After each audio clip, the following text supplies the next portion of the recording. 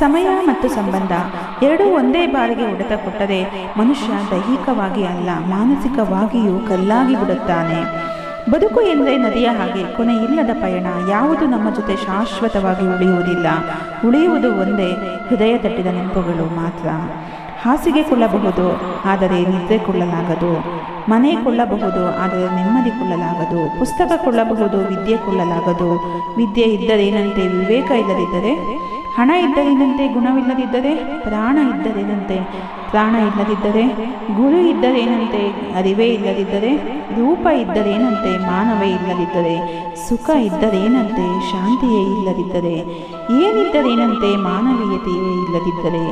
ಎಷ್ಟು ಸತ್ಯ ಅಲ್ಲವೇ ಈ ಮಾತುಗಳು? ಬೈದು ಬುದ್ಧಿ ಹೇಳುವ ಜನರನ್ನು ನಂಬಿ, ಆದರೆ ಹೊಗಳಿ ಅಟ್ಟಕ್ಕೇರಿಸುವ ಜನರನ್ನು ಎಂದೂ ನಂಬಬೇಡಿ.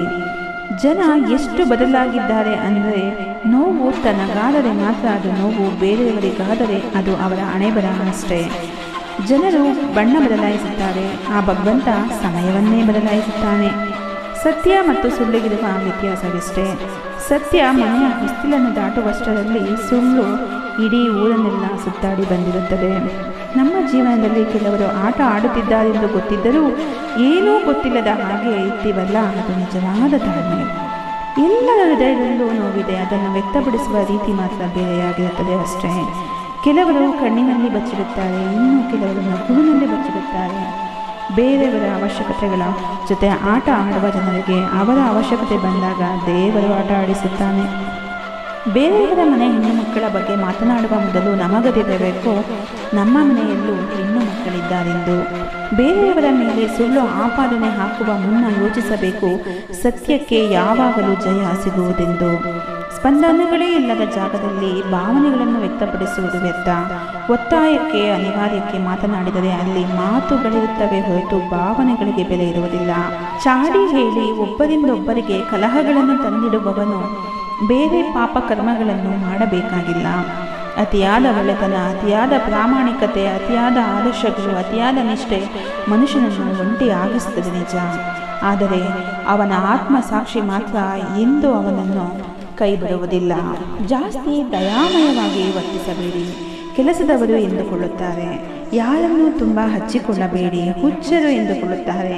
ನೀವು ಯಾವ ಬಡ ಸಂಬಂಧಿಕರನ್ನು ಮದುವೆಗೆ ಕರೆಯಲು ಹಿಂದೆ ಮುಂದೆ ನೋಡುತ್ತೀರೋ ಅದೇ ಬಡ ಸಂಬಂಧಿಕರು ನಿಮ್ಮ ಮರಣದಲ್ಲಿ ಎಲ್ಲರಿಗಿಂತ ಮೊದಲು ಭಾಗವಹಿಸುತ್ತಾರೆ. ಕಹಿ ಎನಿಸಿದರೂ ಆದರೆ ಇದೇ ಸತ್ಯ. ಹತ್ತಿರವಿದ್ದಾಗ ಅದರ ಬೆಲೆ ನಮಗೆ ಗೊತ್ತಾಗುವುದಿಲ್ಲ. ಅದು ವ್ಯಕ್ತಿಯಾದರೂ ಸರಿ, ವಸ್ತುವಾದರೂ ಸರಿ. ಹಣವಿದ್ದರೆ ವೈರಿಗಳು ಹೆಚ್ಚಾಗುತ್ತಾರೆ, ಹಣವಿಲ್ಲದಿದ್ದರೆ ನಮ್ಮವರೇ ವೈರಿಗಳಾಗುತ್ತಾರೆ. ಜೀವನ ಇಲ್ಲಿ ನಾವು ಕಲಿತ ಪಾಠಕ್ಕಿಂತ ಇಲ್ಲಿ ನಾವು ನಂಬಿದವರು ಕಲಿಸಿದ ಪಾಠವೇ ಹೆಚ್ಚು.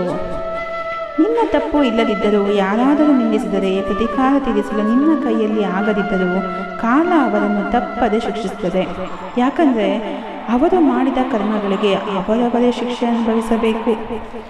ಬೇರೆಯವರು ಬದಲಾದರು ಎಂದು ನಾವು ಯಾವತ್ತೂ ಬದಲಾಗಬಾರದು. ನಾವು ನಾವಾಗಿಯೇ ಇರಬೇಕು. ಇಷ್ಟ ಇದ್ದವರು ಇರಲಿ ಬಿಡಿ, ಕಷ್ಟ ಆದವರು ಹೋಗಲಿ ಬಿಡಿ. ಹಳಸಿದ ಅನ್ನಕ್ಕೆ ತುಪ್ಪದ ಒಗ್ಗರಣೆ ಹಾಕಿದರೂ ವ್ಯರ್ಥ. ಮಾಸಿದ ಸಂಬಂಧಗಳನ್ನು ನೆನೆಸಿದಷ್ಟು ಸಮಯವೂ ವ್ಯರ್ಥ. ಮೌನಿಯಾಗಿದ್ದೇನೆ ನಿಜ, ಯಾರ ಮೇಲಿನ ಕೋಪದಿಂದಲ್ಲ, ನನ್ನೊಳಗಿನ ನೆಮ್ಮದಿಯನ್ನು ಕಂಡುಕೊಳ್ಳಲು. ಬೇರೆಯವರಿಗೋಸ್ಕರ ವ್ಯಕ್ತಿತ್ವ ಬದಲಾಯಿಸಿಕೊಂಡರೆ 3 ಕಾಸಿಗೂ ಬೆಲೆ ಇರುವುದಿಲ್ಲ. ತಿಳುವಳಿಕೆಗಿಂತ ನಡವಳಿಕೆಯೇ ಶ್ರೇಷ್ಠ. ತಿಳುವಳಿಕೆ ಸೋಲಬಹುದು, ಆದರೆ ಉತ್ತಮ ನಡತೆ ಎಂದೂ ಸೋಲುವುದಿಲ್ಲ. ಹಣೆ ಬರಹ ಕೆಟ್ಟದಿರುವಾಗ ಯಾರನ್ನು ಏನು ಪ್ರಯೋಜನ? ಬಂದದ್ದನ್ನೆಲ್ಲ ಅನುಭವಿಸಬೇಕು ಅಷ್ಟೇ. ಸಾಧಿಸುವ ತನಕ ಕಿವುಡನಾಗು, ಸಾಧಿಸಿದ ಬಳಿಕ ಮೂಕನಾಗು. ಅದೃಷ್ಟದ ಮೇಲೆ ಎಂದು ನಂಬಿಕೆ ಇಡಬೇಡಿ, ನಿಮ್ಮ ಕಠಿಣ ಪರಿಶ್ರಮದ ಮೇಲೆ ನಂಬಿಕೆ ಇಡಿ. ಯಶಸ್ಸು ನಿಮ್ಮದಾಗುತ್ತದೆ. ನೋವು ಮರೆತರೂ ನೋಯಿಸಿದವರನ್ನು ಮರೆಯದಿರಿ. ಮುಖದಲ್ಲಿ ಎಲ್ಲರಿಗೂ ಕಾಣುವಷ್ಟು ನಗುವಿರುತ್ತದೆ, ಆದರೆ ಮನಸ್ಸಿನಲ್ಲಿ ಯಾರಿಗೂ ಕಾಣದಷ್ಟು ನೋವು ತುಂಬಿರುತ್ತದೆ.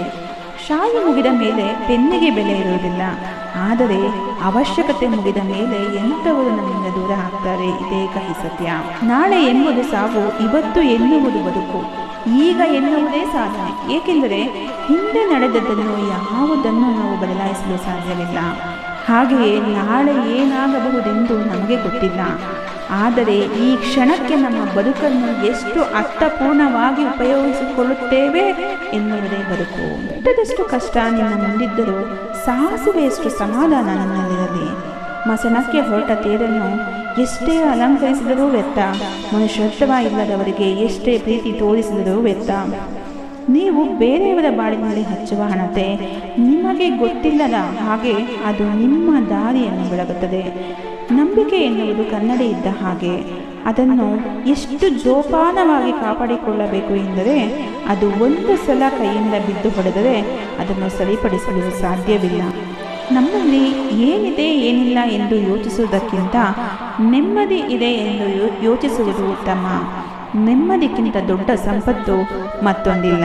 ಜೀವನದಲ್ಲಿ ನೆಮ್ಮದಿ ಯಾವುದರಿಂದ ಸಿಗುವುದೆಂದು ಕಮೆಂಟ್ ಮಾಡುವುದನ್ನು ಮಾತ್ರ ಮರೆಯಬೇಡಿ. ಜ್ಞಾನದಿಂದ ಜ್ಞಾನದ ಕಡೆಗೆ ಇರುವ ಈ ವಿಚಾರದಲ್ಲಿ ನಿಮಗಿಷ್ಟವಾದರೆ ದಯವಿಟ್ಟು ಲೈಕ್ ಮಾಡಿ, ಶೇರ್ ಮಾಡಿ, ಸಬ್ಸ್ಕ್ರೈಬ್ ಮಾಡಿ. ಧನ್ಯವಾದಗಳು.